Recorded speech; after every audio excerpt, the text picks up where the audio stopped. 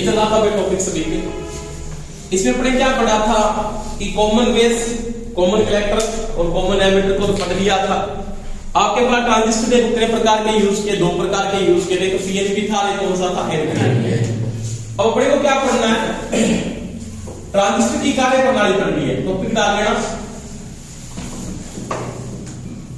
Transistor की कार्य प्रणाली, इसके बारे में बात करेंगे। 2 प्रकार के ट्रांजिस्टर आपने यूज किए थे, तो पीएनपी को बढ़ाया था, एक इसको बढ़ाया था, एनपीएन को बढ़ाया था। देखो सबसे पहले जो कार्य प्रणाली पढ़ेंगे ना, वो किसकी पढ़ेंगे, वो पढ़ेंगे अपने एनपीएन की। एनपीएन की कार्य प्रणाली। देखो आपने ट्रांजिस्टर को बना लिया, ट्रांजिस्टर कैसे काम करता है या उसकी धारा फ्लो होती है वो किस प्रकार से फ्लो होती है उसकी मैं बात करूंगा यहां पे। तो आपके पास जो एनपीएन ट्रांजिस्टर था ना, उसमें जैसे ये ट्रांजिस्टर मैं यहां पे यूज कर रहा हूं,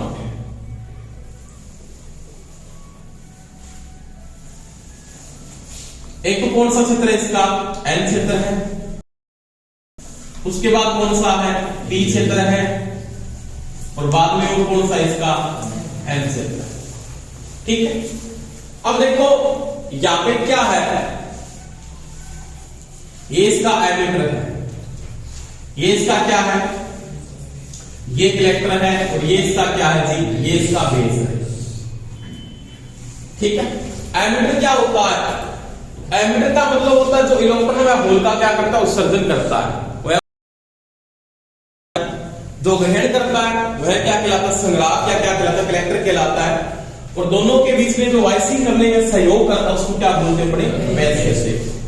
अब मैंने यहाँ पे बात बोली थी, इसमें जो डोपिंग का स्तर होता है ना, डोपिंग का स्तर, डोपिंग का मतलब होता है मादन, या बोल सकते हो डोपिंग लेवल, वो होता है emitter greater than, collector greater than base. सबसे ज्यादा जो डोपिंग होती है वो किसके अंदर होती है, एमिटर में। तो नॉर्मल सी बात होगी, एमिटर में अगर डोपिंग का स्तर ज्यादा है तो मेरे को पता है यहां पे जो इलेक्ट्रॉन की है वो क्या है, अधिकता पाई जाती है, क्योंकि एन क्षेत्र में किसकी अधिकता होगी, इलेक्ट्रॉन की।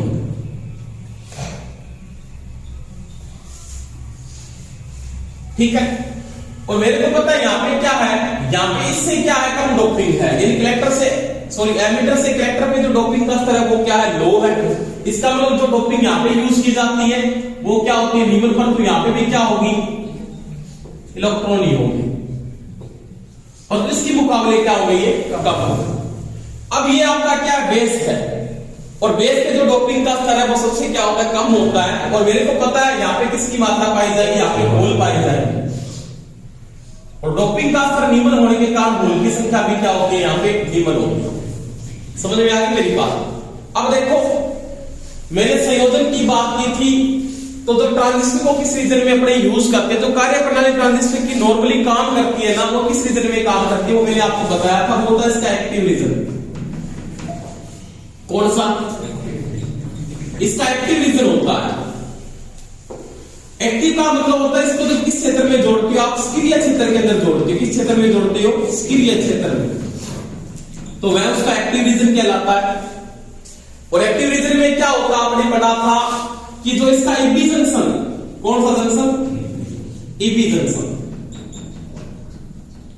किसमें होता है, अभी फॉरवर्ड वाइज में। ये जो जंक्शन है वो किसमें होना चाहिए, फॉरवर्ड वाइज में होना चाहिए। किसके साथ जुड़ना चाहिए, एलपी के साथ जुड़ना चाहिए। एलपी का मतलब होता है लो पोटेंशियल के साथ जुड़ना चाहिए। कोई दिक्कत है किसी, उसके बाद जो ये जंक्शन है इसको क्या बोलेंगे, अपने सीबी जंक्शन। तो ये किसमें जुड़ता है, ये जुड़ता है रिवर्स वाइज में, और किस पोटेंशियल के साथ, हाई पोटेंशियल के साथ, यानी किसके साथ जोड़ते हैं, एचपी के साथ। ठीक है बात। अब देखो मैंने इसके साथ तो जोड़ दिया, यहां पे नेगेटिव और यहां पे पॉजिटिव। इसका मतलब ये जो जंक्शन है वो किस वाइज में जुड़ गया जी, ये जुड़ गया रिवर्स वाइज में या फॉरवर्ड वाइज में। तो ये किसमें है जी, फॉरवर्ड वाइज में। कैसे, एन क्षेत्र के साथ आपका कौन सा जुड़ा है, नेगेटिव जुड़ा हुआ है, और ये पी क्षेत्र के साथ क्या जुड़ा है, पॉजिटिव। तो इसको बोलते हैं फॉरवर्ड वाइज। मैंने एक छोटा सेल लगा रखा है, यानी कैपेसिटी बिल्कुल क्या रखी है मैंने यहाँ पे लो रखी है। अब देखो इसका ये क्षेत्र है ना, ये वाला क्षेत्र, इसको मेरे को किसके साथ जोड़ना है, रिवर्स वाइज में जोड़ना है, यानी ऐसे जोड़ दिया और इसकी बजाय इसको हाई पोटेंशियल दे दिया, क्योंकि बैटरी वहां पे क्या 2 सेल लगा के मैंने, इसकी बजाय इसके ऊपर क्या हाई पोटेंशियल है और ये कौन सा आपका रिवर्स वाइज है। तो रिवर्स वाइज एसपी के साथ जोड़ दिया और बेस को किसके साथ मैंने बाद में कर दिया, ग्राउंड कर दिया। क्या कर दिया, ग्राउंड, ग्राउंड का मैंने किसके साथ जोड़ दिया, अर्थ के साथ जोड़ दिया। कोई दिक्कत है यहां तक। अब देखो क्या होता है, एक ट्रांजिस्टर की जब कार्य प्रणाली पढ़ते हो ना, तो आपने यहां पे बात पढ़ी होगी कि ट्रांजिस्टर है उसमें यहां पे 2 डिप्लेक्शन लेयर बनती है।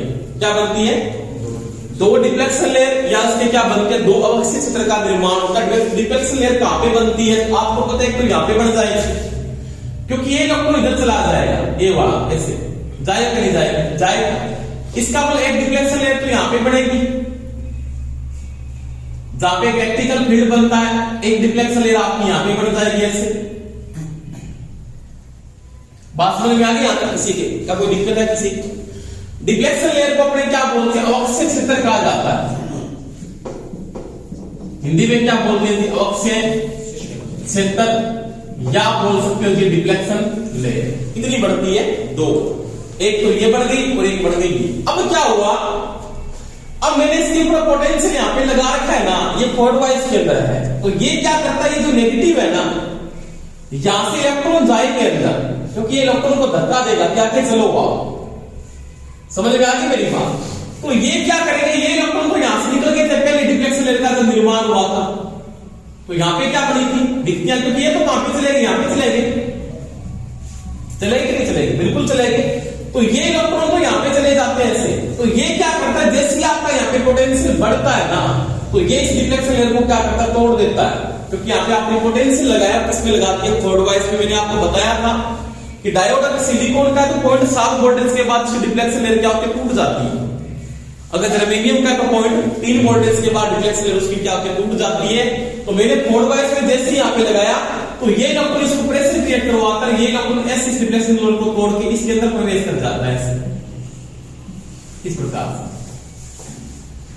अब जैसे इलेक्ट्रॉन यहां पे चला गया, आराम से बोर्ड पे देखना, जैसे इलेक्ट्रॉन यहां पे चला गया, तो यहां पे क्या बनेगी जी, होल बनेंगे, क्योंकि अपनी जगह को छोड़ के जा रहे हैं। और यहां से इलेक्ट्रॉन चल रहा है ऐसे, कौन चल रहा है, इलेक्ट्रॉन, इस प्रकार से, और इस होल में क्या कर रहा है, जाके प्रवेश कर रहा है। क्या तो बात समझ में आ गई। अब देखो अब क्या हुआ, ये जो इलेक्ट्रॉन है ना, ये भी इस डिफ्लेक्शन लेयर को तोड़ेंगे, क्योंकि डिफ्लेक्शन लेयर फिर टूटेगी बीच वाली, और ये इलेक्ट्रॉन इधर जाने का प्रयास करेंगे, तो अपने आप जा रहे हैं, क्योंकि आपको पता है यहां पे क्या है, इलेक्ट्रॉन है, और यहां पे क्या है, होल है। तो ये इलेक्ट्रॉन इधर जा रहे हैं, ये इलेक्ट्रॉन इधर जा रहे हैं, और यहां पे वापस क्या बढ़ रहे हैं, यहां पे होल बढ़ रहे हैं, और ये इलेक्ट्रॉन इसमें भी क्या करते हैं, डिफ्लेक्शन लेयर को भी तोड़ के यहां पे निकल जाते हैं और कहां पे चले जाते हैं, इस क्षेत्र में प्रवेश करते हैं।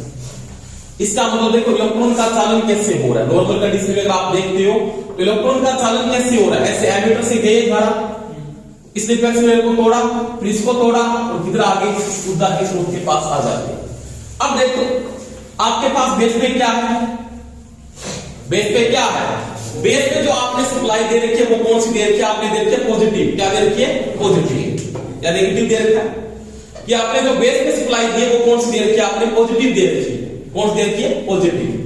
तो यहां पे देखो क्या कंडीशन होने वाली है, कि अब आपके पास यहां पे इस कंडीशन में भी इलेक्ट्रॉन तो जाएंगे जाएंगे, क्योंकि मेरे पास यहां पे क्या है, होल है, और मेरे को पता है इसने सभी ने क्या किया, यहां पे इलेक्ट्रॉन की दिशा बढ़ रही है, क्योंकि यहां पे मेरे को पता है इसमें डोपिंग का स्तर बहुत हाई डोपिंग है, क्या है, बहुत हाई डोपिंग है, किसके ऊपर, एमिटर पर।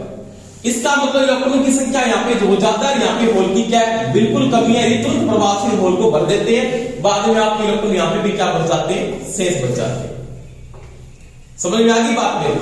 तो देखो आपके पास इस कंडीशन के अंदर यहां पे भी इलेक्ट्रॉन क्या करेगा, प्रवेश करवाएगा, या तो यहां से क्या निकल जाएगा, क्या निकल जाएगा, बाहर निकल जाएगा, या यहां से क्या कर जाएगा, प्रवेश करेगा। अब यहां से इलेक्ट्रॉन अंदर जाएगा या बाहर जाएगा, वो देखो आराम से। क्या लग रहा है कि बेस की जो कंडीशन है उससे इलेक्ट्रॉन बाहर जा रहा है या अंदर जा रहा है, बताओ।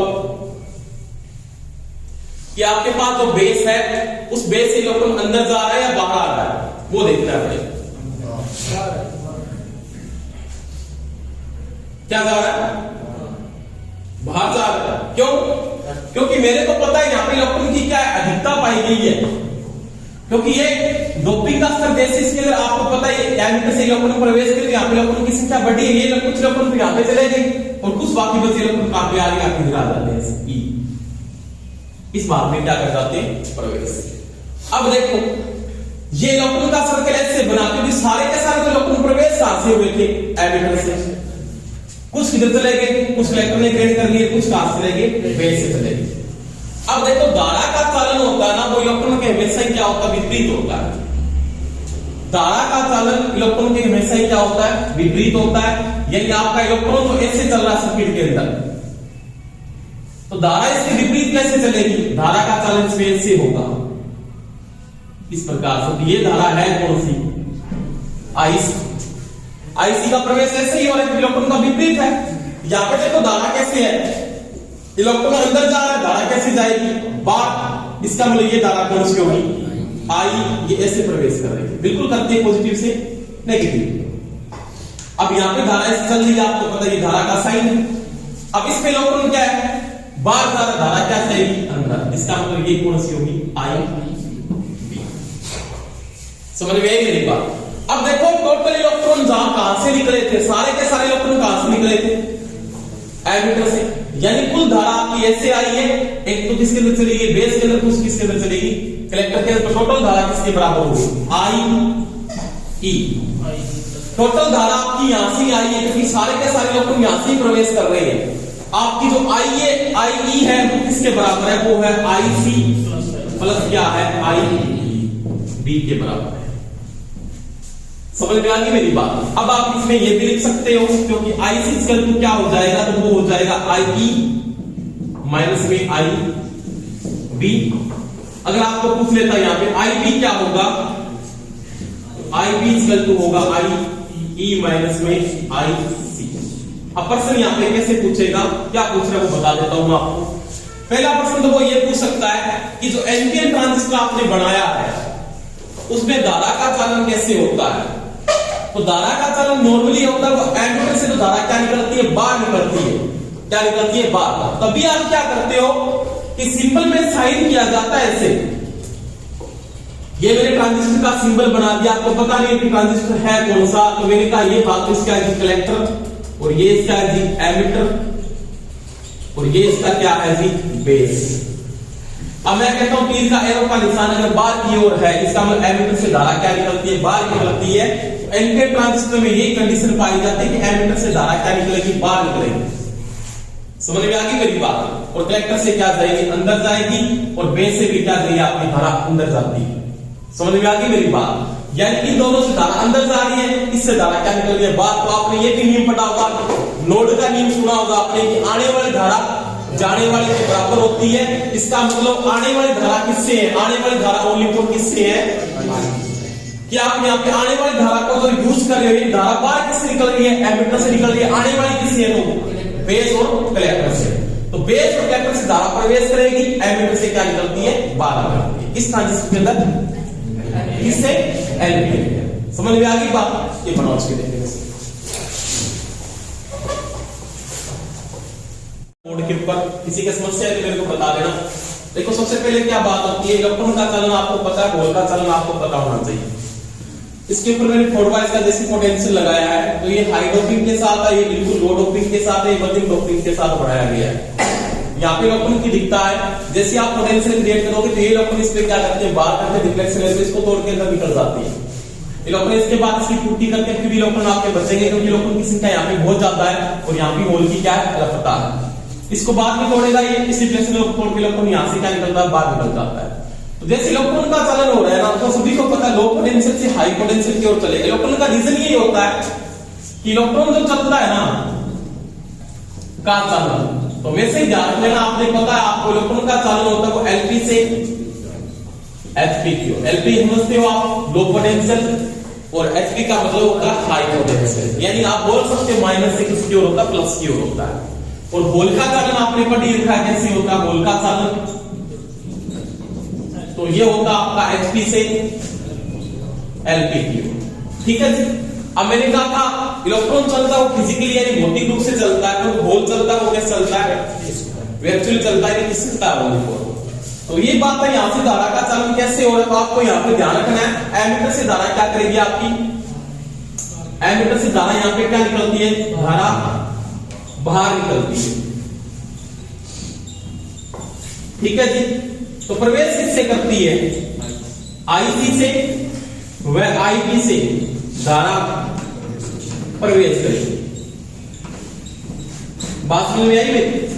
यानी दो, अगर मैं एक बात बोलूं कि टोटल धारा आपकी वही बात बोल रहे हैं ना, आने वाली है ना, आने वाली कौन सी है, IC और IB है। क्योंकि इनका काम क्या है, इसने क्या किया, देखो यहाँ पे एक बात आई थी, बात मैंने कहा था एमीटर का काम क्या, उत्सर्जन करना है। क्या करना है, यहाँ पे किसका उत्सर्जन कर रहा है, इलेक्ट्रॉन का कर रहा है। ग्रेड कौन कर रहा है, बेस, बाकी किससे निकल रहे हैं, सॉरी ग्रेड कौन कर रहा है, कलेक्टर कर रहा है, बाकी किससे बच रहे हैं, बेस से निकल रहे हैं। तो ये क्या कर रहा है, उत्सर्जित कर रहा है, इसका काम क्या है, ग्रेड करना, और इस दोनों का बीच में संचालन करवाने के लिए क्या कर रहा है, सहायक है। क्योंकि मेरे पास यहाँ पे अगर थोड़ा सी वोल्टेज थी तो ये डिफ्लेक्शन लाइन टूटी थी पहले वाली, तो ये टूट नहीं पा रही। अगर मैं यहाँ से सप्लाई बंद कर दूंगा तो ये नहीं चल पाएगा। तो वही बात, धारा का चालन कैसे हुआ इसमें और इलेक्ट्रॉन का चालन कैसे हुआ वो आपको पता होना चाहिए। इलेक्ट्रॉन चल रहे हैं वो किससे, एमीटर से प्रवेश करेंगे, धारा एमीटर से बाहर निकलेगी। यहां से कलेक्टर से एमीटर ग्रहण किया जाता है, सॉरी कलेक्टर से क्या कर रहा है, इलेक्ट्रॉन ग्रहण किए जा रहे हैं और धारा इसकी विपरीत दिशा में फ्लो हो रही है। तो ये हमेशा उत्सर्जित करता है और ये क्या करता है, ग्रहण करता है। समझ में आ गई मेरी बात? तो ये था एम्पियर की बात, कोई दिक्कत है बताता हूं मेरे को। इसके बाद देखेंगे पीएनपी की कार्यप्रणाली। किसकी पढ़ेंगे जी, पीएनपी। बिल्कुल सिंपल, आपने जैसे बना रखा है माहौल की, कुछ बहुत टफ नहीं है, बिल्कुल थोड़ा समझना है, बिल्कुल आसान टॉपिक है वैसे। देखें पर तो माइंडली सेट पहले से ही हो जाओ, ऐसे मत करना क्या बोलो कि टफ है, अब बना लिया तो वो टफ ही होगा। एनपीएनपी सर ये एसी पर काम करेगा कौन, ये ट्रांजिस्टर ट्रांजिस्टर एसी पे काम करता है, क्यों नहीं काम करता? तो सर फिर अभी जो रीजन था, एक्टिव रीजन था, हाँ सैचुरेशन में चला जाएगा अगर ऐसे नहीं, वो अभी अपने करेंगे ना। इसके बाद अपने जो यूज करते हैं ना ट्रांजिस्टर को, इसके बाद का टॉपिक आने वाला है कि जैसे इसका अल्फा निकलता है या बीटा निकलता है, या इसकी आर इनपुट रहती है या आर आउटपुट रहती है, उसके रीजन तीनों पढ़ेंगे इसके बाद। क्योंकि अभी तो मैंने पीएनपी एनपीएन काम कैसे करा, कैसे फ्लो करा, उसकी बातें की है। अब अगर वो कहता है इसमें एक्टिव रीजन में चला गया, सैचुरेशन में चला गया, या वो किसमें चला गया, कट आउट में चला गया, तो इसके बाद अपने जो सप्लाई कन्वर्टिंग करेंगे वो यहाँ पे चेंजिंग करने वाला, उसके ग्राफ पढ़ेंगे कि कॉमन बेस कैसे काम करता है, कॉमन कलेक्टर कैसे काम करता है एनपीएन का, और कॉमन एमिटर कैसे काम करता है। इसके बाद का टॉपिक वही टॉपिक आएगा। ठीक है, ये सब चेंज होना फ्रीक्वेंसी पे डिपेंड नहीं होता क्या?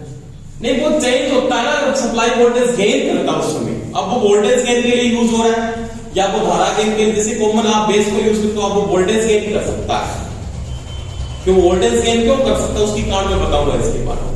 ठीक है, आप वहां पे एसी को यूज भी करोगे तो उसमें रिपल को मेंटेन करना, ट्रांजिस्टर एसी पे काम करेगा, एसी पे काम करता वहां पे वो गेन करेगा कि वोल्टेज गेन कर रहा है या धारा गेन कर रहा है या पावर गेन कर रहा है। गेन को लोहद्दी बोलते हैं, किसमें आता है, उसका अल्फा क्या था, उसमें आर इनपुट कैसे आती है, आर आउटपुट कैसे आती है, वो बातें पढ़ेंगे इसके बाद। ठीक है, पीएनपी की कार्यप्रणाली। अभी तो बात कर रहा हूं कि धारा कैसे फ्लो करता है, अभी तो मैंने इसके कोई रीजन की बात ही नहीं करी कि कैसे ये काम करने वाला है, वो तो बातें नहीं। इसका मैं ये बता रहा हूं कि पीएनपी और एनपीएन में धारा कैसे फ्लो हो रही है, कोई बातें चल रही है अभी तक। इसके बाद इनको जब यूज करूंगा ना कि ट्रांजिस्टर को मैंने कैसे जोड़ा है, पहले तो वो ध्यान रखना है। इसमें मैंने कल आपको बताया 3 प्रकार इसको जोड़ सकते हो, कॉमन बेस में, कॉमन कलेक्टर में और कॉमन एमिटर में। जोड़ने के बाद ये कैसे काम करता है कि आउटपुट रीजन इसका कैसे, क्योंकि आउटपुट रीजन में आता है कि वो कट आउट में चला गया या वो सैचुरेशन में चला गया या वो एक्टिव रीजन में। इनपुट तो उसकी साइलेंट रहती है, इनपुट फिक्स हो जाती है, इनपुट ये दूंगा मैं, उसकी आउटपुट फिर चेंजिंग में आती है। इस प्रकार से उसको यूज किया जाए। ठीक है, इनपुट तो फिर डीसी में स्थिर रहेगी। हाँ, इनपुट को फिक्स करूंगा तो वो डीसी में स्थिर होगी। वो देखिए सिंपल मैं बता देता हूं तेरे को, अगर मैं इनपुट को चेंजिंग करता हूं तो फिर आउटपुट को स्थिर रखना पड़ेगा। अगर आउटपुट में चेंजिंग करता हूं तो इनपुट को स्थिर रखना पड़ता है। तो दोनों रीजन पढ़ेंगे, आउटपुट इनपुट दोनों रिलेशन पढ़ेंगे। ठीक है, अब देखो पीएनपी ट्रांजिस्टर की अगर बात करता हूं यहां पे कि पीएनपी को मैंने यूज किया,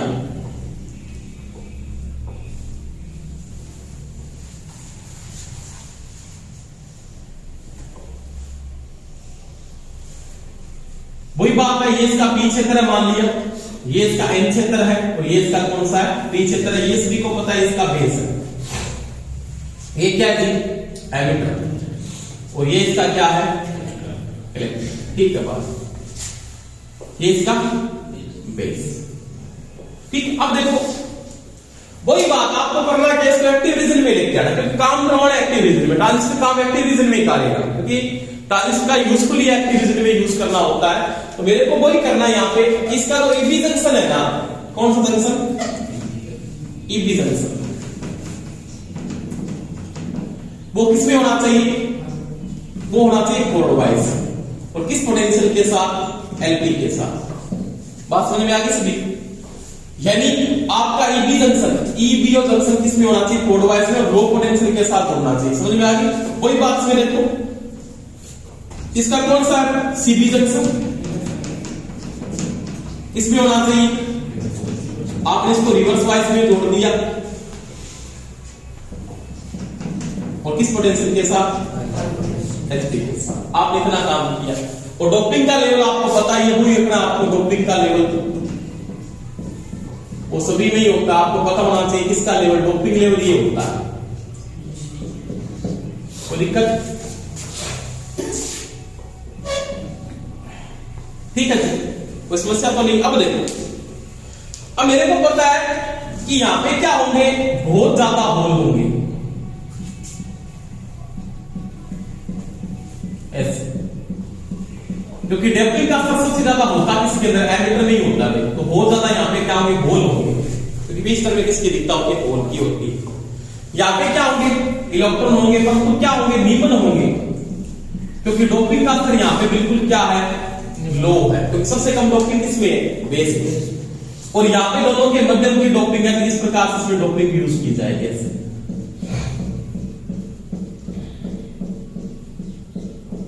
ये चित्र बना, ठीक है। अब देखो, अब मैंने इसको सप्लाई के साथ जैसे ही जोड़ा, आपने इसको ऐसे जोड़ा, पॉजिटिव को पॉजिटिव के साथ और नेगेटिव को, इसको बाद में आपको पता है के साथ तो जोड़ना ही पड़ेगा, ठीक है।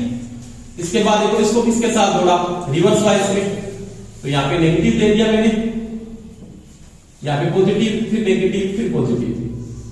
ये आपका क्या है, एचपी है, माइनस है, तो यहां पे प्लस है, ठीक है। कोई दिक्कत बताओ है?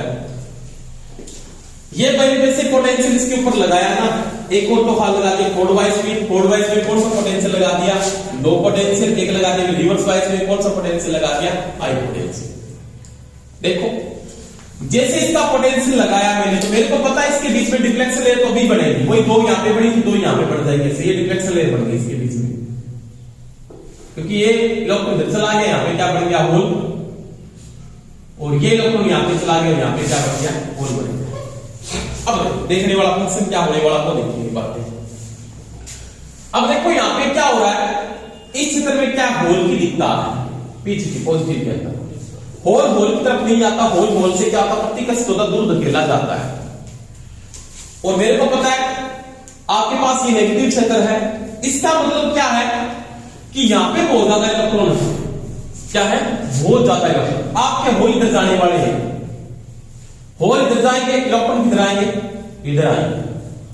समझ में आ गई मेरी बात? जैसे आपका पोटेंशियल लगेगा, ये डिफ्लेक्शन लेयर पहले टूटेगी, उसके बाद डिफ्लेक्शन लेयर ये टूटेगी, यहां से तो इलेक्ट्रॉन है ना, पहले किसके अंदर प्रवेश करेंगे, ये हाई पोटेंशियल है, इसका मतलब यहां पे बहुत ज्यादा इलेक्ट्रॉन है, यहां पे इलेक्ट्रॉन की जो संख्या है ना, वो बहुत क्या है, हाई है। क्यों है, क्योंकि यहां पे पोटेंशियल भी क्या हाई का लगा रखा है।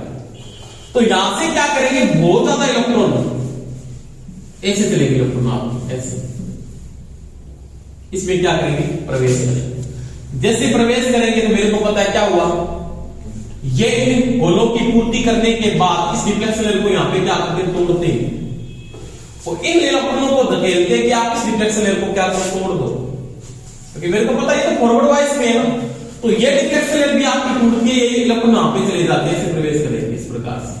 अब मेरे को पता है यहां से इलेक्ट्रॉनों की बौछार होगी बहुत ज्यादा, अब ये लोग ऐसे क्या करेंगे, यहां पे आया, इसके बाद इसको बाहर निकलने का रास्ता कहां से मिलेगा, यहां से ऐसे। क्योंकि आपको पता है यहां पे होल है, तो ये सारे के सारे इलेक्ट्रॉन चल रहे हैं, वो कैसे चल रहे हैं, इस प्रकार से चल रहे हैं, इधर से आ रहे हैं, इधर जा रहे हैं।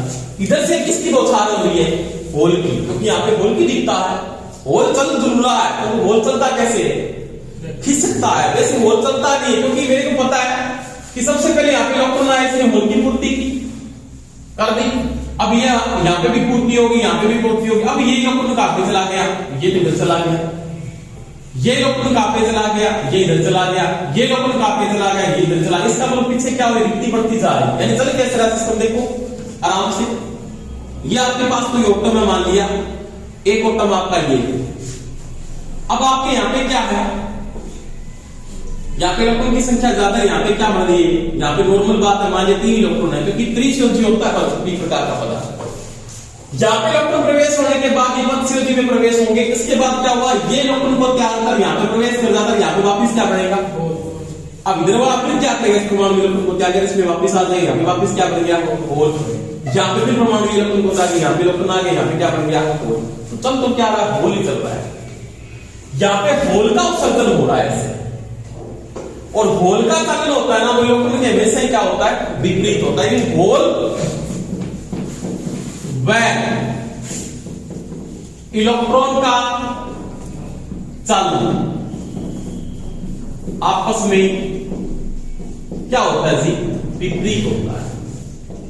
क्या होता है, विपरीत। आपके इलेक्ट्रॉन नहीं चल रहे, इसका मतलब आपके होल कैसे चल रहे हैं, होल खिसक रहे हैं, क्योंकि होल भौतिक रूप से नहीं चलता है, वो क्या होता है, एक्चुअली चलता है। एक्चुअली का मतलब होता है वो खिसकता है, रिक्तियां बन गई, इलेक्ट्रॉन आ गया, रिक्तियां बन गई, इलेक्ट्रॉन आ गया, इस प्रकार से चलता है। इसका मतलब यहां पे देखो इलेक्ट्रॉन कैसे चल रहा है, तो इलेक्ट्रॉन आपका ऐसे चल रहा है, इसका मतलब अभी इलेक्ट्रॉन का चलन अगर ऐसे है, तो इसमें धारा का चलन कैसे होने वाला है, आपका जो आई है ना, कौन सा जी, एमिटर की धारा इस प्रकार से क्या होगी, फ्लो हो जाएगी। अब एमिटर की धारा गिर गई, अब मेरे को पता है इस चित्र में क्या है, इलेक्ट्रॉन है ना। पहले पीएनपी में इलेक्ट्रॉन प्रवेश कर रहा था, क्या बाहर निकल रहा था, बाहर निकल रहा था। अब इलेक्ट्रॉन क्या करेगा, नेगेटिव से क्या करेगा, प्रवेश होगा। ये आईबी में क्या करेगा, इलेक्ट्रॉन यहां पे जो इलेक्ट्रॉन है इसमें क्या कर रहा है, प्रवेश करेगा, नॉर्मल बात है, क्या करेगा, प्रवेश करेगा। तो धारा का जो चलन होगा इसके बिल्कुल क्या होगा, विपरीत, यानी आईबी से धारा क्या निकलेगी, क्या निकलेगी जी, बाहर। तो देखो एमिटर से धारा क्या करेगी, प्रवेश करेगी, कलेक्टर से धारा क्या निकलेगी, बाहर। इलेक्ट्रॉन का चलन ऐसे है, तो धारा यहां से क्या निकल जाएगी, आईसी बाहर ऐसे, एक कंट्रोल हो जाएगा। अब देखो यहां से टोटल धारा प्रवेश हो रही है, बेस से और कलेक्टर से धारा क्या निकल रही है, बाहर। पहले क्या था, एमिटर से धारा निकल रही थी और कलेक्टर और बेस से क्या कर रही थी, प्रवेश कर रही थी। इसका मतलब क्या हुआ कि पीएनपी की जो कार्य प्रणाली है ना, वो एनपीएन के बिल्कुल क्या है, विपरीत है, और बिल्कुल ही विपरीत है, क्योंकि वहां पे इलेक्ट्रॉन चल रहे थे, यहाँ पे नॉर्मल बात है, क्या चल रहे हैं, होल चल रहे हैं, पर जो होल चल रहे थे और क्या होते हैं, खिसक रहे हैं। समझ में आ गई मेरी बात। देखो इसमें क्या हुआ, इसमें वही बात हुई कि जो आपका आई आया ना, आई किसके बराबर है, अब एक से प्रवेश हो रही है, धारा एक से क्या हो रही है, बेस से धारा क्या निकल रही है, कलेक्टर से धारा क्या निकल रही है, बाहर। इसका मतलब आई किसके बराबर हुआ, आईसी प्लस क्या हुआ, आईबी। बात तो वही है, बात में कोई फर्क नहीं पड़ा, पर तो फर्क ये चीज का पड़ा कि अब की बात आई से धारा क्या कर रही है, प्रवेश करती है। यानी अगर ट्रांजिस्टर आपका पीएनपी है ना, तो धारा प्रवेश किससे करती है, एमिटर से करती है। समझ में आ गई सभी के। परंतु आईसी व आईबी से धारा बाहर निकलती है। क्या निकलती है जी, बाहर निकलती है। और इसका जो चालन हो रहा है ना, किसका चालन, इसका चालन हो रहा है पीएनपी ट्रांजिस्टर में, पीएनपी ट्रांजिस्टर में धारा का चालन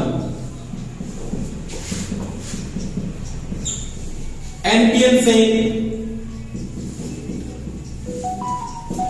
विपरीत दिशा में होगा, विपरीत दिशा में होगा। क्योंकि मेरे को पता है इसका चालन थोड़ा स्लो रहता है, स्लो मोशन, टाइम लेता है।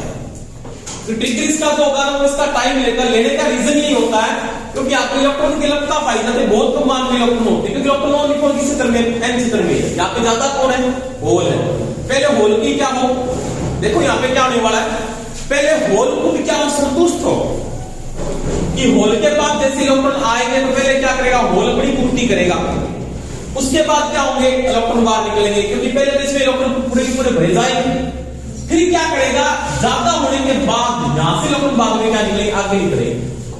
उसमें क्या था, पहले से इलेक्ट्रॉन है और वहां पे कोई होल तो भरने नहीं, पहले आए इलेक्ट्रॉन धक्का दिया, इलेक्ट्रॉन का चालन क्या हुआ, शुरू। आपका जो स्टार्टिंग में जो चालन होता है वो आपको ये पूछ सकता है कि सबसे सक्रिय कौन है, यानी जल्दी धारा का चालन किसमें होता है, पीएनपी में होता है, एनपीएन में होता है। ध्यान रखना हमेशा किसमें होता है, एनपीएन में होता है। यानी कम समय में अगर धारा का चालन करना है और धारा के चालन के समय में कम समय कौन सा लेता है, तो वो लेता है एनपीएन। ज्यादा समय कौन सा लेता है, पीएनपी लेता है, क्योंकि इसमें होल की दिशा होने के कारण ये पीएनपी स्लो चलता है और ये क्या होता है, फास्ट होता है।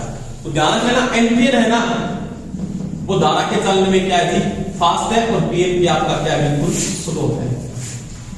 ये भी ध्यान रखना, ये दोनों किस में आगे कार्य प्रणाली, किसी की दिक्कत है, ठीक है, तो ये नोट करो।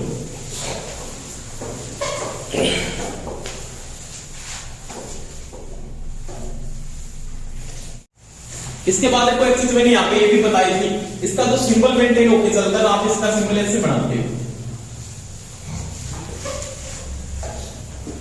ये इसका क्या होगा, ये आपने मान लिया कलेक्टर ले लिया यहाँ पे, और ये क्या ले लिया, एमीटर।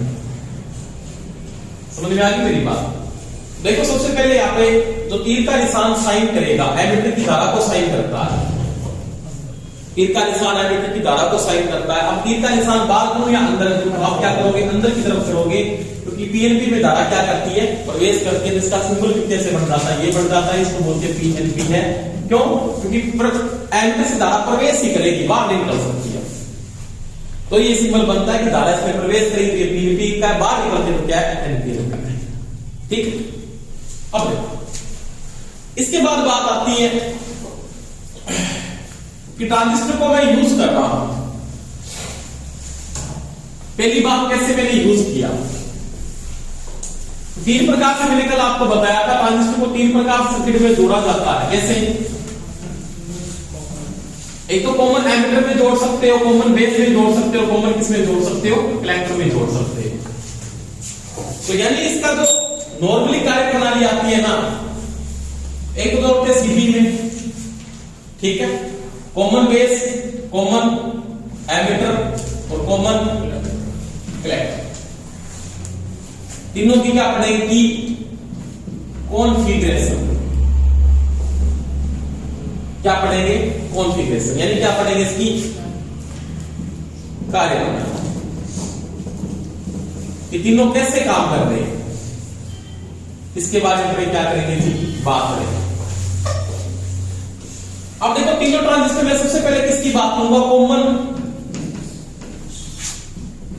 बेस की बात करेंगे। किसकी बात करेंगे, कॉमन बेस। अब कॉमन बेस का जो ट्रांजिस्टर उसको दो प्रकार से जोड़ा जाता है, जैसे ये सर्किट में, तो ये हो गया।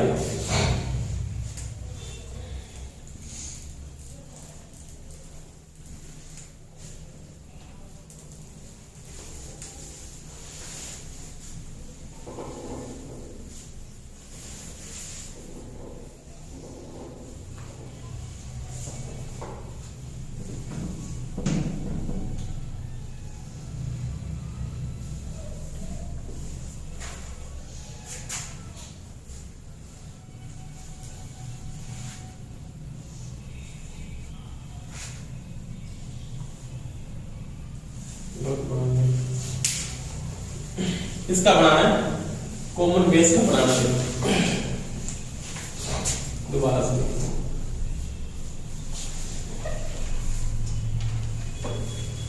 ठीक है, बेस को क्या रखना है, कॉमन रखना है। ये इसका बेस है, ये इसका क्या होगा, एमीटर, और ये इसका क्या होगा, कलेक्टर। ठीक है, अब देखो, एक तो ये है, दो सर्किट बनाऊंगा, दोनों को मैं समझा दूंगा साथ में। इसको आप किसके साथ जोड़ दो जी,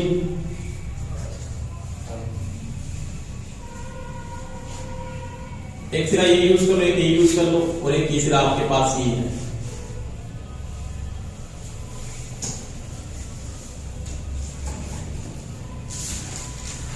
अब मेरे को पता है यहाँ पे पॉजिटिव रखना है, सॉरी यहाँ पे नेगेटिव रखना है, और यहाँ पे क्या रखना है, पॉजिटिव रखना है। तो यहाँ पे धारा अगर यहाँ से क्या निकल रही है बाहर, ये इसका मतलब ये कौन सा है, एम्पीयर है। और ये से क्या करना है, इसको रिवर्स में जोड़ना है, इसका मतलब ये इसको पॉजिटिव रखना है, और यहाँ पे क्या रखना है जी, नेगेटिव रखना है। यहाँ पे आपको क्या देना है, एलपी देना है, एलपी का मतलब यहाँ पे देना लो पोटेंशियल, और यहाँ पे आपको देना है एचपी, एचपी का मतलब देना हाई पोटेंशियल। ठीक है, तो ये आपका कौन सा कॉमन बेस है, क्या है, कॉमन बेस। कॉमन बेस में आपको पता कैसे लगा। अब यहाँ पे पहली बात तो ये नोट करेंगे अपने कि मैंने कॉमन बेस को बना दिया, कॉमन बेस में जो धारा का चालन हो रहा है वो कैसे होता है। तो धारा यहाँ से पहली बात निकलती है बाहर, आई तो यहाँ से निकलेगी बाहर।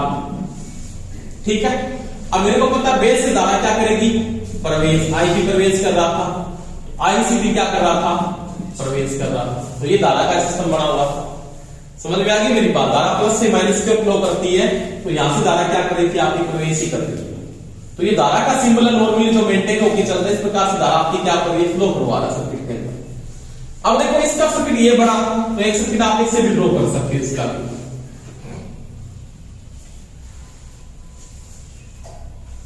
ये आपका जी बेस है, बेस तो सभी को पता है, आपके साथ जोड़ना मैं जोड़ दूंगा, कोई बात नहीं। यहाँ पे मैंने भी जोड़ा, इसके साथ भी आप आपके साथ ऐसे जोड़ सकते हैं। ठीक है, अब देखो ये इसका क्या है, एमीटर, ये इसका क्या है, कलेक्टर। तो ये इसका एमीटर हो गया, ये इसका बेस हो गया, और ये इसका कलेक्टर हो गया। अब देखो इसको किसके साथ जोड़ना है, धारा यहां से प्रवेश करेगी, इसका मतलब पीएनपी, इसका पॉजिटिव होगा, और यहाँ पे क्या होगा, नेगेटिव। एलपी होगा, एलपी का मतलब यहाँ पे लो पोटेंशियल, यहाँ पे क्या होगा जी, माइनस होगा,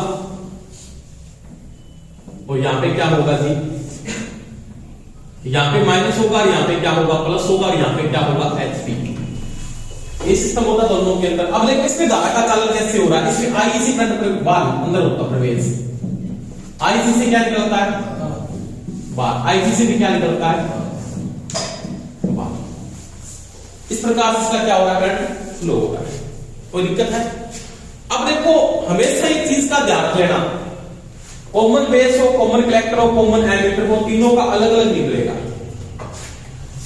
इसका पहले तो एक चीज का ध्यान रख लेना, इसमें कॉमन में क्या लेते हैं कि अल्फा डीसी आता है, क्या आता है, अल्फा डीसी। कॉमन एमीटर में क्या आता है, जैसे बीटा आएगा या गामा आएगा। कॉमन कलेक्टर में क्या आएगा, या तो बीटा आएगा या गामा आएगा। तीनों चीजों में ध्यान रखना। अल्फा डीसी किसका होगा, अपने इसमें ओनली फॉर एक ही बात करूंगा, इसमें क्या लिया जाता है, अल्फा डीसी लिया जाता है। पहली बात है क्या लिया जाता है, अल्फा डीसी। समझ में आ गई मेरी बात। और अल्फा डीसी किसमें लेके चलते हैं, तो अल्फा डीसी हमेशा किसमें आता है, पहली बात ध्यान रखना, ये किसमें लिया जाता है, कॉमन बेस में लिया जाता है। किसमें लिया जाता है, कॉमन बेस में लिया जाता है। अब इसका अल्फा डीसी क्या है, इसका तो अल्फा डीसी आप पढ़ोगे ना, चाहे तो वो पीएनपी का ले लो, चाहे किसका ले लो आप, एनपीएन का ले लो। ये क्या होगा, आईसी व आईवी का, सॉरी आईई का अनुपात है। अल्फा डीसी किसके बराबर होता है इसका, तो ध्यान रख लेना, आपको सीधा प्रश्न पूछ सकता है वो, कलेक्टर की धारा और एमीटर धारा के अनुपात को क्या कहा जाता है, अल्फा डीसी कहते हैं। समझ में आ गई मेरी बात। अब अल्फा डीसी किसका आता है, तो अल्फा डीसी कॉमन बेस का आता है, और अल्फा डीसी का मान जो होगा ना, अल्फा डीसी का जो मान होगा वो हमेशा ही एक से क्या होता है जी, कम होता है। 0.9 आ गया, 0.99 आ सकता है, एक से ज्यादा नहीं आएगा, एक से क्या आएगा, कम आएगा। कारण क्या है वो देखो, कारण ये है इसके अंदर, क्योंकि इससे पहले मैंने एक बात कर ली है, क्या बात कर ली है कि मेरे पास जो एमीटर की धारा है ना, वो कलेक्टर धारा से हमेशा ही क्या होगी, ज्यादा होगी। कारण क्या था, तो कारण आपने पढ़ा है, संपूर्ण धारा यहां से बाहर निकल गया, यहां से क्या कर रही है, प्रवेश की, बेस में भी धारा गई थी ना, इसका मतलब आपने ये पढ़ा था, क्या पढ़ा था, आई बराबर क्या है, आई सी प्लस आई बी। तो बड़ा कौन हुआ, आई बड़ा हुआ। और जो आई का मान आई से ज्यादा होगा तो मेरे को पता है जो मान आएगा वो क्या आएगा, एक से कम नहीं आएगा, का ज्यादा आ जाएगा। बोलो आपका तो अल्फा, इसमें सिंपल बात कर रहा हूं कि यहाँ पे करंट का मान 10 एम्पीयर है, 2 एम्पीयर यहाँ पे है, तो यहाँ पे कितना होगा, 12 एम्पीयर होगा। तो मेरे को पता 10/12 कितनी होगी, एक से ज्यादा मान आएगा, कम आएगा, एक से कम आएगा कितना ही आ सकता, 0.9 हो गया, 0.95, 0.85 कितना भी आ जाए। तो ध्यान रखना अल्फा डीसी होता है वो कॉमन बेस का लिया जाता है, चाहे वो ट्रांजिस्टर ये कौन सा एनपीएन, ये कौन सा है पीएनपी, कौन सा है पीएनपी। अल्फा डीसी का जो मान होता है वो एक से हमेशा ही क्या होता है, कम होता है। और उसकी गणना कैसे की जाती है, आई सी बटा आई बराबर में अल्फा डीसी। या आप ये लिख सकते हो, अगर आपको अल्फा डीसी दिया हुआ है, वो आपको पूछ सकता है कि अल्फा डीसी का मान, किसका मान, अल्फा डीसी का जो मान है वो 0.95 है, मान लिया कितना है, इसका कोई मात्रक होगा, मात्रक नहीं होता क्योंकि अनुपात है। तो वो कहता है आप क्या ज्ञात करो, आईसी का मान ज्ञात करो। अगर आपको आई दिया हुआ है तो कोई दिक्कत नहीं, आप ये लिख सकते हो आईसी बराबर क्या होता है। आईसी बराबर एक तो कंडीशन आपने यहां से निकाली थी, ये थी क्या थी, आई माइनस क्या था, आई बी था। समझ में आई मेरी बात, करिए ये था नहीं, अरे बोलो। अब देखो अगर आई सी यहां से निकालना पड़े तो किसके बराबर है, तो वो लिख सकते हो आप आई ई इंटू में अल्फा डीसी। अल्फा डीसी को एमिटर की धारा से गुणा करोगे किसका मान आ जाएगा, आईसी का मान भी आ जाएगा।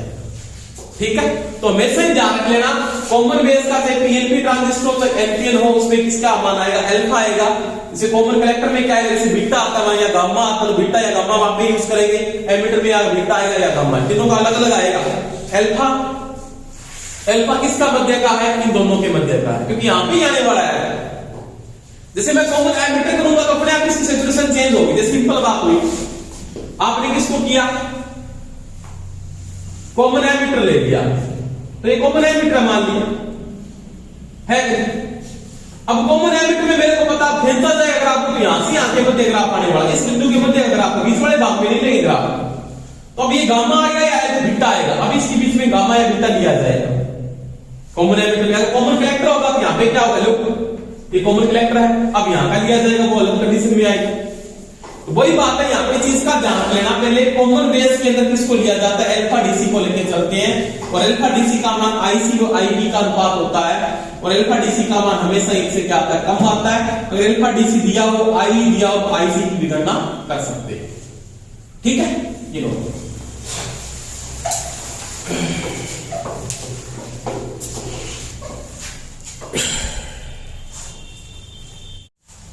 इसके बाद देखो, ये तो हुआ मैंने इसमें अल्फा डीसी की बात। इसके बाद एक चीज और आती है इसके अंदर, क्या आती है वो देखो आराम से, कि मेरे को क्या निकालना पड़ सकता है, इसकी इनपुट व आउटपुट कैरेक्टरिस्टिक निकालनी पड़ेगी, वो आना चाहिए आपको। इंपॉर्टेंट है बहुत ज्यादा, देखना बोर्ड पे आराम से, कोई दिक्कत है मेरे को बता दीजिएगा कि सर ये हमारी समस्या आ रही है। क्या पढ़ेंगे इसकी, सबसे पहले कॉमन बेस का क्या पढ़ रहे हैं, इसका पढ़ेंगे इनपुट अभिलक्षण, इनपुट अभिलक्षण, इसको बोल सकते हो इनपुट कैरेक्टरिस्टिक है। देखो भाई, इनपुट जब अभिलक्षण पढ़ते हो ना, तो सबसे पहले क्या करना है, अपने को एक कंडीशन करनी है कि सबसे पहले इसकी आउटपुट को क्या करना, स्थिर करना है। तो मेरे को पता है ये तो इसकी क्या है, इनपुट है, और ये किस पे इनपुट इसकी हमेशा ही लो पोटेंशियल पे होती है। आउटपुट हमेशा क्या होती है, हाई पोटेंशियल पे, तो इस पे एक्टिव रीजन में आता है। तो मेरे को पता है इसका हाई पोटेंशियल इनपुट में आपके पास इनपुट तो है इसके ऊपर, तो इनपुट मेरे पास जो दी गई है ना, वो किस जंक्शन के ऊपर है, ये तो इसका बेस हो गया, और ये किसका क्या एमिटर है, तो इसकी जो इनपुट है किसके ऊपर है, इनपुट किसके ऊपर है, मेरी बात देखो यहां पे क्या है, बी ई बी, ये इनपुट है। आउटपुट क्या है, बी सी बी, यानी सीबी के मध्य आउटपुट है और इनपुट किसके मध्य, बी के मध्य है। तो सबसे पहले क्या करोगे आप, सबसे पहले इनपुट अभिलक्षण देखते हो, तो सबसे पहले बी सी बी को क्या करेंगे जी, कांस्टेंट करेंगे। कांस्टेंट का मतलब क्या करेंगे, स्थिर करते हैं।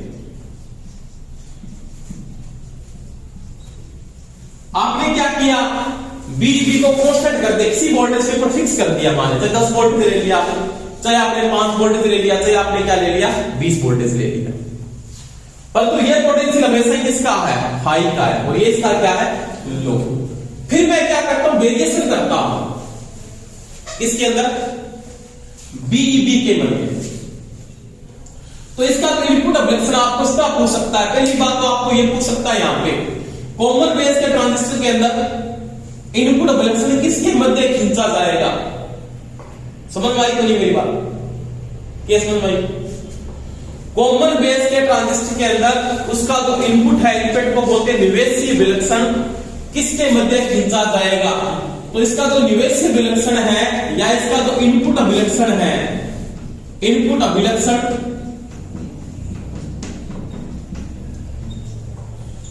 ये क्या है, बीईबी व ये क्या है, आईई के मध्य होगा। समझ में आ गई मेरी बात, क्योंकि इनपुट सप्लाई आपके पास यही है। अगर इसमें चेंजिंग करूंगा तो एमीटर की धारा में क्या आएगी, चेंजिंग आएगी, ये निश्चित बात होती है। समझ में आ रही है नहीं आ रही मेरी बात? तो पहली प्रश्न तो आपको वो यहीं पे पूछ सकता है कि कॉमन बेस का जो ट्रांजिस्टर है उसका इनपुट ऑब्जेक्शन खींचते समय पहले बीसीबी को स्थिर करें।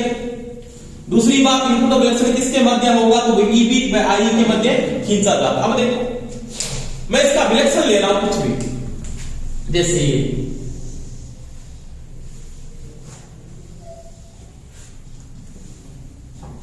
सही आ रहा है।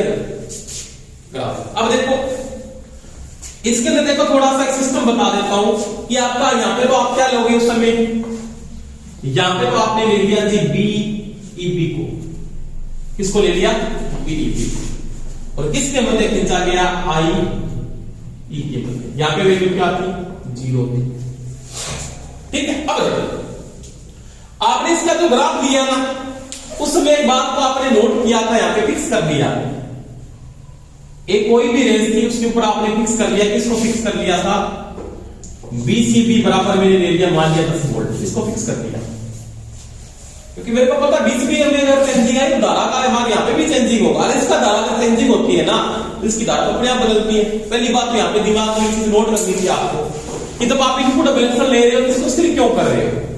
इसको स्थिर करने का रीजन ये है क्योंकि मेरे को पता है कि आपके पास ये कंडीशन है कि नहीं, बोलो। अगर मैं इसमें चेंजिंग कर दूंगा तो ये आईसी चेंजिंग में आएगा। अगर आप इसको बदलते हो ना तो ये आईसी भी क्या होता, बदलता उसके साथ, और जब आईसी बदलता तो आई क्या हो गया, चेंज हो गया कि नहीं हो गया। तो मेरे को क्या करना है, पहले इसकी जो वैल्यू को मैं ले रहा हूं या इसकी वैल्यू को जो ले रहा हूं उस वैल्यू को मेरे को क्या करना है, स्थिर करना है, उसको क्या करना है, कांस्टेंट करना है। समझ में आई कि नहीं मेरी बात? यानी सबसे पहले आपने क्या किया, आईसी को कांस्टेंट करने के लिए किसको कांस्टेंट किया, बीसीबी को, क्योंकि ये अगर स्थिर हो गया तो अपने आप क्या स्थिर होगी, तो आपका आई पहले से क्या कांस्टेंट है, फिर आप वेरिएशन कर रहे हो, फिर जब इसमें बदलाव करोगे ओनली पर पहले इसके मान में चेंजिंग होगी, ये भी सिर्फ बात। तो मैंने सबसे पहले इसको फिक्स कर दिया कि 10 वोल्टेज पे है। अब देखो यहां पे 0 लिया, यहां पे मान ले रहा हूं इसका कोई भी फिक्स मान मेरे से ले लीजिए। आपको पता है बीईबी का मान क्या होता है, क्या होता है सर, एलपी। बात समझ में आ रही है, ऊपर से जा रही है, बोल दो मेरे साथ। आपका बीईबी है वो लो होता है, इसका मतलब इसका मान 10 वोल्टेज से कम होना चाहिए। पहली बात तो ये निश्चित है, क्योंकि ये हाई पोटेंशियल होता है, इससे ज्यादा इसका मान कभी हो नहीं सकता। इसका मतलब इसका मान मैं निम्न लेके चलता हूं, मान लिया 0.5 volt, 1 volt, 1.5 volt, 2 volt, 2.5 volt, वही मान आपने करंट लिया, मान लिया यहां पे इसे 0.5 एम्पियर फ्लो हो रहा, मान लिया 1 एम्पियर, 1.5 एम्पियर, 2 एम्पियर। समझ में आ गई सभी? अब देखो एक नॉर्मल सी बात है कि जैसे आपने क्या किया, इसकी वोल्टेज का मान 0 था तो आई में धारा का मान भी क्या था, और मैंने स्टार्टिंग में बता दिया था जब इसके ऊपर पोटेंशियल नहीं होगा ना तो आपकी धारा फ्लो नहीं हो सकती। उस समय आपका आईसी भी क्या होगा, 0 ही होगा। तीनों के तीनों 0 थे। यहां पे इसका मान 0 था तो बीसीबी का मान भी 0 माना जाएगा, उसके साथ धारा फ्लो नहीं हो सकती। आई का मान भी क्या होगा, जीरो होगा तो डिफ्लेक्शन लेयर बढ़ी हुई है, डिफ्लेक्शन लेयर टूट नहीं रही। मैंने वोल्टेज का मान जैसे ही बढ़ाया, बीबी का मान जैसे इंक्रीज किया, मैंने कहा ये जैसे इसका स्विच ऑन करते हो ना तो धारा को फ्लो करना शुरू कर देता है। ये कंट्रोल कर रहा है पहले को, ये इनपुट को कंट्रोल कर रहा है कौन? आई। समझ में आ रही है मेरी बात? आपने जैसे धारा को बढ़ाया, धारा वोल्टेज को बढ़ाया, बीबी को बढ़ा के आप यहां पे लेके आए जैसे इस प्रकार से, तो आपका करंट कहां पे चला गया? जी यहां पे चला गया इसमें। आपने वोल्टेज को फिर बढ़ाया, यहां पे ले आए वोल्टेज को, आपकी धारा कहां पे आ गई थी? यहां पे आ गई। आपने फिर वोल्टेज को बढ़ाया, यहां पे आपकी धारा कहां पे आ गई थी? लगभग यहां पे आ गई। इसका मतलब क्या हुआ कि जब बीबी का मान चेंज कर रहे हो उसके कारण आई का मान भी क्या हो रहा है? बदल रहा है। समझ में आ गई मेरी बात? यानी क्या हो रहा है कि अगर आप डेल्टा ईबी करते हो, डेल्टा का मतलब होता है डिफरेंस ऑफ ईबी की वोल्टेज में बदलाव। डेल्टा का मतलब अंतर, यानी जैसे मैंने 1.1 से 1.5 किया या 1 से मैंने 2.5 किया, तो वो डेल्टा क्या कहलाएगा? बीईबी कहलाएगा। उसके कारण से क्या होगा? उसके कारण से क्या होगा? तो यहां पे क्या होगा भाई? डेल्टा आई ईबी होगा, क्योंकि जब धारा यहां से वोल्टेज में चेंजिंग आती है तो उसके साथ धारा में भी क्या होती है? चेंजिंग होती है। समझ में आ गई मेरी बात? अब देखो, अगर आप कम करें, अगर हम कहते हैं जी इसको मैं 10 वोल्टेज पे फिक्स ही नहीं किया, थोड़ा कम किया, थोड़ा कम करो, कोई बात नहीं, आपने 5 वोल्टेज पे फिक्स कर दिया, मान लीजिए आपका यहाँ पे बीसीबी कितने पे है? 5 वोल्टेज। तो क्या होगा? इससे प्रभाव पड़ेगा जरूर। क्या? अगर इसको 5 वोल्टेज पे फिक्स कर रखा ना, तो ये आपकी वोल्टेज जब 1 थी ना, वोल्ट करंट का मान क्या हुआ पहले के मुकाबले? देखो आराम से बोर्ड पे देखना, ये लगभग क्या है? 0.7 एम्पीयर फ्लो करवा रहा है, और ये लगभग क्या है? 1.3 एम्पीयर फ्लो करवा रहा है। इसकी वोल्टेज अगर ज्यादा रखते हो फिक्स करके, तो आपको पता है आई का मान उससे भी बढ़ता है, क्योंकि जब इस आई से बढ़ेगा तो मेरे को पता है आई से बढ़ेगा तो आई तो बढ़ना ही बढ़ना। तो वही बात है कि जब इसको कम पोटेंशियल पे लेके जाओगे ना, जैसे आप कम पोटेंशियल पे लेके जाओगे, उसके साथ साथ क्या होगा? आई के मान में भी चेंजिंग आती है। अगर इसको इससे ज्यादा पोटेंशियल पे लेके जाओगे, इससे ज्यादा करके देख लिया, तो मेरे को इससे ज्यादा करके लेको तो करंट का मान और ज्यादा बढ़ेगा। तो वही बात है, अगर आप बीईबी करते हो डेल्टा, उसके साथ आईई होता है। इसका मतलब जब यहां का पोटेंशियल बदला जाता है तो इसकी धारा भी क्या होती है? बढ़ती है। ये तो बात समझ में आ गई। अब मेरे को क्या निकालना पड़ेगा? इसका आर इनपुट। आर इनपुट समझते हो क्या? आर इनपुट का मतलब होता है इनपुट का रेजिस्टेंस। आर का मतलब रेजिस्टेंस है, रेजिस्टेंस का मतलब कौन सा? इनपुट का रेजिस्टेंस निकालना है। तो इनपुट का रेजिस्टेंस निकालना आपने सभी ने पढ़ा, उनके लिए में V बराबर आर बराबर क्या होता है? V बटा I। कैसे निकालेंगे? डेल्टा बीईबी बटा डेल्टा आई, इन दोनों का जो अनुपात होगा वो इसका क्या कहलाएगा? आर इनपुट कहलाएगा। कैसे थी? जैसे सिंपल बात हुई, मेरे पास 1 वोल्टेज थी और मैंने इसको क्या किया? 2 किया। कितना किया? 1 से क्या कर दिया? 2 किया, तो मेरे पास इसकी जो वैल्यू आई वो कितने की आई? 1 की वैल्यू आई के लिए। और ये धारा सभी को पता है मिली एम्पीयर में हो सकती है, लगभग मान लीजिए, या एम्पीयर में मान लो, कोई बात नहीं है। ये मिली एम्पीयर में मैंने ले रखा मान लिया, तो मैंने क्या किया? डेल्टा 1 से क्या किया? 2 किया। 1 यहां पे था, मैंने 2 किया। 1 के साथ धारा का मान लगभग कितना आ रहा था? इसके साथ देख रहा हूं 1.3, और 2 के साथ लगभग 1.8 मान लेते, तो मेरे पास क्या हुआ? 1.8 से 1.3 हुई, कितने का डिफरेंस आया? 0.5 मिली एम्पीयर। तो आप मान कैसे निकालोगे? आप लिख सकते हो 1 बटा 0.5 मिली एम्पीयर बटे में क्या लगा दो? 1000, ऊपर चला जाएगा 1000, फिर 1000 बटा 0.5, इसको टाके 10 लगा दो, 2 से काट दो, तो ये कितना आ गया? 2000 ओम, और 2000 ओम का मतलब होता है 2 किलो। तो इसका क्या होगा? आर निकल जाएगा। समझ में आई? डेल्टा क्या है? डेल्टा का मतलब बीईबी, इस वोल्टेज का डिफरेंस कितना हुआ है। जैसे मैं बोल देता हूं कि डेल्टा है ना आपके पास बीईबी, वो आपका 1 वोल्ट से 2.8 वोल्ट होता है। देख लीजिए, उस समय आपका आई बदल कर कितना हो जाता है? 0.5 मिली एम्पियर से 2 मिली एम्पियर हो जाता है। तो आप क्या निकालो, आर इनपुट निकालो, कोई दिक्कत नहीं, दोनों का डिफरेंस लो, कितने का आया 1.8 वोल्ट का ही दोनों का डिफरेंस लो 1.5 मिली एम्पियर। अब इसको इससे भाग दो, उत्तर आ जाएगा। तो ये इसका क्या कहलाएगा जी, आर इनपुट कहलाता है। समझ में आ गई मेरी बात? तो ये बातें आपको बहुत परसेंट इंपॉर्टेंट पूछ सकता है भाई। कॉमन बेस के अंदर आर इनपुट किसके बदले निकालते हैं, डेल्टा बीईबी बट डेल्टा आई के रीते निकलता है क्वेश्चन में। इसका मान कांस्टेंट होना चाहिए, इसके मान में क्या करते हैं, चेंजिंग करते हैं। यानी चेंजिंग का मतलब होता है कि यहाँ पे जो बैटरी का सोर्स लगाया जाता है वो ऐसे तो लगता नहीं है, वो इस प्रकार का लगता है जैसे यहाँ पे नेगेटिव था, यहाँ पे पॉजिटिव था, ये था। इसका मतलब समझते हो क्या कि वोल्टेज में वेरिएशन हो रहा है, और जब वोल्टेज में वेरिएशन हो रहा है ना, धारा में भी क्या हो रहा है, वेरिएशन हो रहा है। कि जब आप बीईबी को बदलते हो क्या बदलता है, आई बदलता है।